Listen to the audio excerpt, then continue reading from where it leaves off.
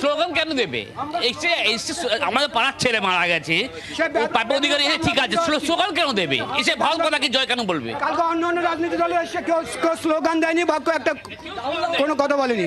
কালকে আমরা সবাই মিলে ঝাঁপিয়ে পড়েছি। বেদনাটা আমরাই বুঝতে পারছি যে আমাদের বন্ধু ছিল আমাদের পাশে, আমাদের বাড়ির। পাপিয়া অধিকারী এখানে এসেছেন রাহুল অরুণোদয় বন্দ্যোপাধ্যায়ের বাড়িতে তার মায়ের সঙ্গে দেখা করতে। যারা স্লোগান দিয়েছেন, যারা ভারত মাতার জয় বলেছেন, তাদের সাথে কথা বলবো। আপনারা ভারত মাতা কি জয়? আর যদি আমরা বলেও থাকি ভারত মাতার জয় বলা কি অপরাধ?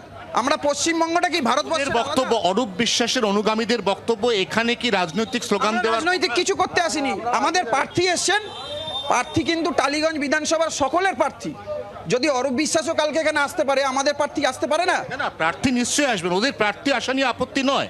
ওদের সাথে কথা হলো দাদা, ওরা যেটা আমাকে বলছে যে এখানে দাঁড়িয়ে এভাবে ভারত মাতা কি জয় বা স্লোগান, এটাতে ওদের কোথাও না কোথাও আঘাত লেগেছে। কারণ এই বাড়িতেই বাড়ির যে সদস্য রাহুল অরুণোদয় বন্দ্যোপাধ্যায়, তার মর্মান্তিক মৃত্যু ঘটেছে। আমরা বুঝতে পেরেছি, আমরা সবাই শোকাহত।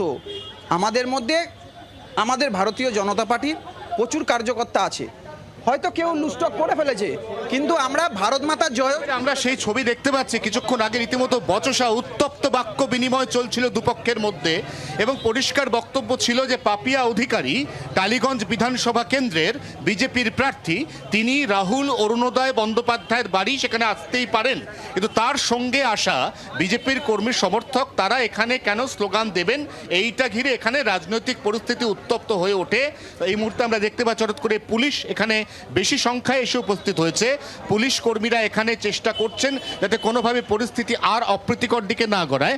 আমরা হঠাৎ করেই দেখতে পাচ্ছি এখানে পুলিশ মোতায়েন হয়েছে রাস্তার এপারে, রাস্তার ওপারে, ওই দূরে। আমরা যতটা দেখানো সম্ভব দেখানোর চেষ্টা করছি। বাংলার আওয়াজ, বাঙালির আবেগ, জি 24 ঘন্টা।